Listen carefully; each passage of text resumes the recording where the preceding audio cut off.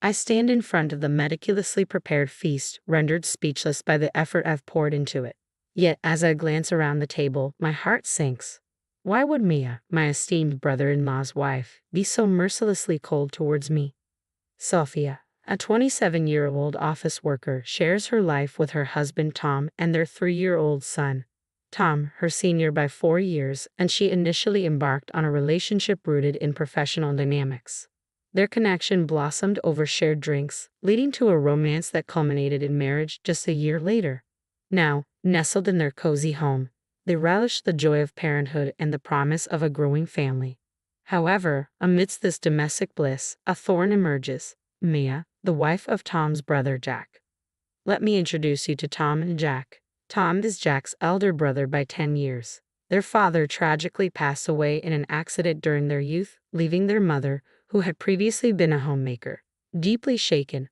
Despite her efforts to recover and return to work, she could only manage part-time hours, having previously dedicated herself to running the household. In response to the family's financial strain, Jack, then a college student, made the selfless decision to leave his studies and seek employment to support them. He declared, "I want Tom to have a proper college education," and tirelessly toiled without complaint. Thanks to Jack's sacrifices and some scholarships, Tom was able to attend college and secure a position at his current company. Jack beamed with pride when Tom and Sophia, his future wife, announced their engagement. At every opportunity, Tom expressed his profound gratitude to Jack, even shedding tears of appreciation at their wedding, declaring, "Without you, I wouldn't be standing here today." Emotions ran high as the room was moved by his heartfelt words. Jack never once displayed a hint of superiority towards Tom. He always approached life with generosity, warmth, and consideration towards both Tom and Sophia. However, after Sophia and Tom settled into their new home near Jack's family, Mia, Jack's wife, began making unsettling comments. She often remarked to Sophia, "You should be grateful to my husband." Jack's demanding job frequently kept him away on lengthy business trips and required him to work late into the night. On these occasions, Maya would invariably show up at Sophia and Tom's doorstep without warning. Living just a short walk away, Jack and Maya would bring their children over for dinner and baths, leaving Sophia to tend to them before returning home, ready for bed. Maya's demands extended to meal preferences, dictating, "I'm not in the mood for Western cuisine today, make something Japanese," or, "My child insists on having hamburger steak tonight," placing Sophia in a difficult position. Despite her discomfort, Sophia couldn't assert herself, mindful of the indebtedness owed to Jack. "Tom, remember, it's because of Jack that you're where you are today. Thanks to him, you went to college and landed a job at a prestigious company." Jack, on the other hand, struggled after high school and is still trying to climb the career ladder. If only he had gone to college, things would be different for him. "That's why we're in a new house while they're in an older one. You owe him for all he's done for us," Maya would often remind Tom, leaving him speechless and unable to refute her claims. Though he occasionally voiced concerns about her delegating too much household work to Sophia, given that Sophia works full-time while Maya is a homemaker, he hesitated to address the debt he owed to Jack. "Sorry, but it's because of my brother that I'm here today. Could you please try to work things out with Mia?" Tom pleaded with me. Reluctantly, I agreed to his request. However, our conciliatory approach only seemed to embolden Mia, leading to a surge in her demands. Her vexing behavior fell into two main categories. Firstly, she would frequently drop by our house to dine or bathe her children, and secondly, she often exploited my hospitality to enhance her image in front of our relatives. "On the occasion of our relatives visiting, I'd like to prepare dinner for them and host them," she declared. Initially, I assumed I would also get the chance to socialize with my own family. Yet after I finished cooking, she promptly ushered me out, insisting, "Our relatives will be arriving soon, so it's best if you leave." Later, I overheard Mia and our relatives praising her culinary skills, crediting her with all the cooking. This scenario repeated itself each time Maya invited relatives over. I would cook, be sent home, foot the bill for ingredients, and Maya would take all the credit without even lifting a finger to help. Moreover, I was always tasked with arranging mid-year gifts and thank you presents for Jack's bosses and relatives who had supported him. These gifts were invariably sent under Maya's name, with her dictating instructions to me on what to do. At every family gathering, Jack's superiors and relatives would commend Mia for being such a devoted and accomplished wife, often telling me, "You should learn from her, Sophia." I lost count of how many times I heard that refrain. I swallowed my frustration and calmly said, "Tom and I are the ones preparing these gifts. We're willing to do it, but you need to cover the costs. We have our own obligations to send mid-year and year-end gifts, and it's becoming too expensive for us." Maya dismissed my concerns. "That's nothing compared to what Jack sacrificed. He paid for your tuition and living expenses, Tom. Are you seriously complaining about the cost of a few gifts?" she retorted. Turning to me, she accused, "You know Jack gets praised because of the effort I put into these things. That's part of repaying Jack's kindness, isn't it? A wife who doesn't help her husband repay such a debt is the worst. Plus, it's I keep track of the timing for these gifts. You won't forget them either." Mia often exploited Jack's favor towards Tom to impose her demands on us. We were responsible for all seasonal letters, New Year's cards, and mid-year and year-end gifts. Whenever anything went wrong, she would say, "Tom owes his success to Jack," as if it were a cliché. She would also say things like, "You should consult us if you want to take on such tasks," without offering any guidance. I felt humiliated as I tallied up the expenses for each month and every event. Then came the breaking point. Maya requested that I prepare a meal for about 20 of our relatives for a summer gathering at her house. Typically, our relatives gather at the home of a more senior family member during summer and New Year's events. However, Maya insisted, "Please come to our house." Her relatives were delighted, believing her to be a great cook and a considerate hostess, but she expected me to handle all the preparations. Tom had other commitments that day, leaving me to manage everything on my own. When I asked Mia how she planned to pay for the event, she said, "We'd have to cover it ourselves. Preparing food and drinks for 20 people is a significant drain on our family finances." I suggested splitting the bill, but she flatly refused. "Jack has endured so much hardship. He deserves at least this much," she insisted. I then suggested discussing the matter with Tom, but she exploded, "I will not forgive you if you do that. Jack is busy with work right now. Are you repaying kindness with ingratitude?" I was at my wit's end, but the dinner party was fast approaching. As the date neared, I noticed Mia showed no signs of urgency or preparation. With no other option, I began planning the event several days in advance. I also started making some behind-the-scenes arrangements. On the day of the dinner, I began preparations early in the morning, working tirelessly and managing to finish everything just a few hours before the guests were due to arrive, despite my exhaustion. After I finished all the preparations, Maya came to check on me. "Maya, everything is ready. I believe the guests can arrive at any time now," I informed her. Glancing at the dishes on the table, Maya exclaimed, "What are you doing? The main dish should be eel rice." "You never mentioned eel rice," I replied, taken aback. "You should have known that. This is so embarrassing. Our relatives are coming for the summer festival, and they'll think I can't even prepare eel rice. Order it right away." "No, I've already prepared enough food for everyone, and the fish I bought is fresh. I'm not going to prepare a different dish now," I responded firmly. "It has to be eel rice," Maya insisted, refusing to listen to my protests. She demanded we order a special batch for everyone, using our own money. When I asked her to cover the costs, she flatly refused.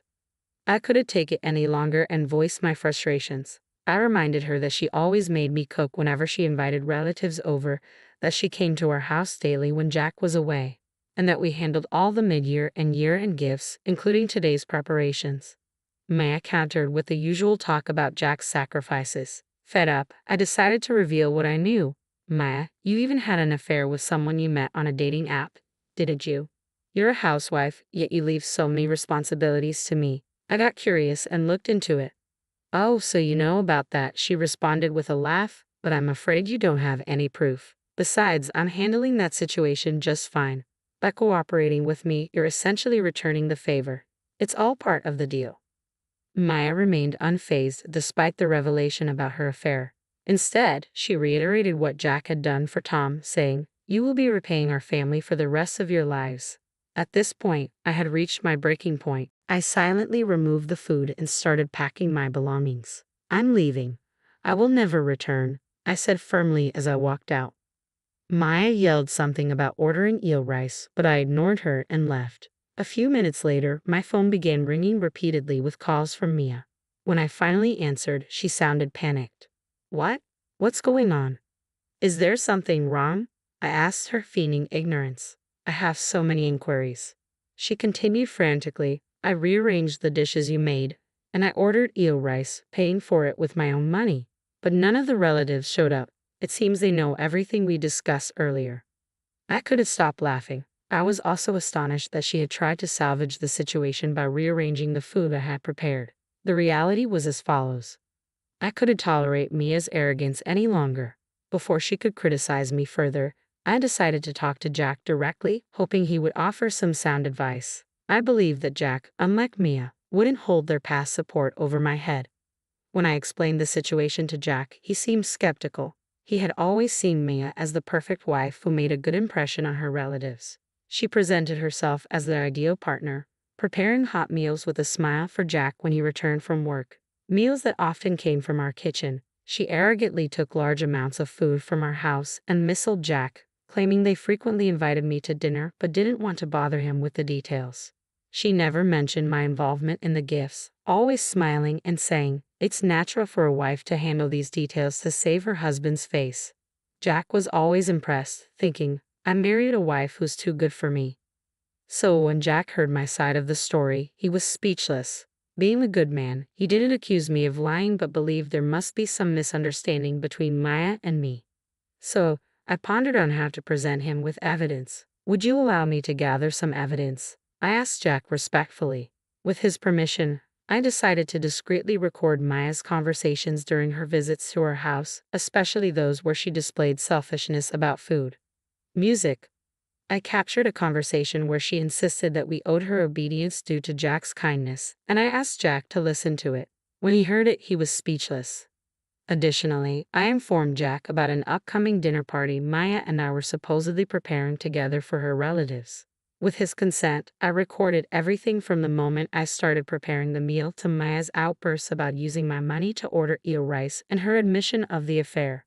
I had arranged a video call with Jack and his relatives in advance, informing my own family about the scheduled time and date. It was during this call that Jack and his relatives finally learned the truth about Mia. After I departed, Jack's relatives confronted Mia over the call, expressing disbelief at the revelation that I had been handling all the year-end and mid-year gifts, taking advantage of Jack's kindness, and even engaging in adultery. Maya attempted to maintain her composure, but the weight of the evidence left her speechless.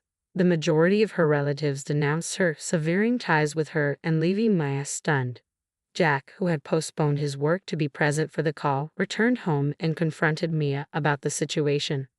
I am disappointed, he told me later. He revealed to Mia that her actions had caused distress for his beloved younger brother and his wife in his absence, and that her admission of an affair had shattered him. Maya broke down in tears, confessing that she had targeted me out of jealousy over our younger age and our nicer home. She claimed her affair stemmed from loneliness due to Jack's frequent absences and admitted to devising a plan to manipulate us after hearing Tom's heartfelt thank you letter to Jack at our wedding.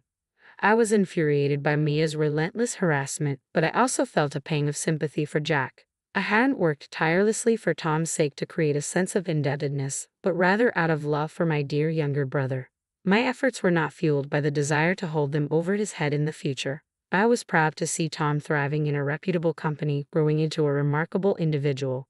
As for Maya's disparaging remarks about my salary, I explained to her that it wasn't Tom's fault. It was simply my own lack of ambition. Further revelations surfaced about Maya's conduct. We learned that she had left their children unattended at home while she met her adulterous partner. Jack decided to pursue divorce proceedings, seeking custody of their children along with alimony. Maya vehemently opposed the idea of divorce, eventually agreeing to a slight reduction in alimony in exchange for a proper divorce and custody arrangements. Her affair had been uncovered by Jack, who also demanded full alimony. In the end, Maya moved back to her parents' home and took on multiple part-time and day jobs to meet the financial demands of double alimony and child support. A few months later, Maya appeared disheveled when she met me for a visit to see her child. Later, Jack apologized to us and covered the expenses for the ingredients and alcohol from the dinner party. He also promised to reimburse us for the meals Maya had consumed at our house and for the gifts she had made us prepare. But after discussing it, Tom and I declined the offer. I apologized to Jack because while this incident was meant to address Maya's wrongdoing, It also brought shame upon him and his family, I expressed, reflecting on the situation. I doubt Mia would have felt any remorse if we hadn't taken action, Jack chuckled. If anything, I am at fault for not noticing Mia's behavior until now, he added with a hint of sadness. Jack is currently juggling work responsibilities while caring for their child. We maintain regular contact with him, and on days when he's overwhelmed, we offer to look after his child at our home or invite him over for dinner. We've learned a valuable lesson about how some people can make you feel indebted even when they haven't done you any favors. Tom and I laughed together, reflecting on the experience.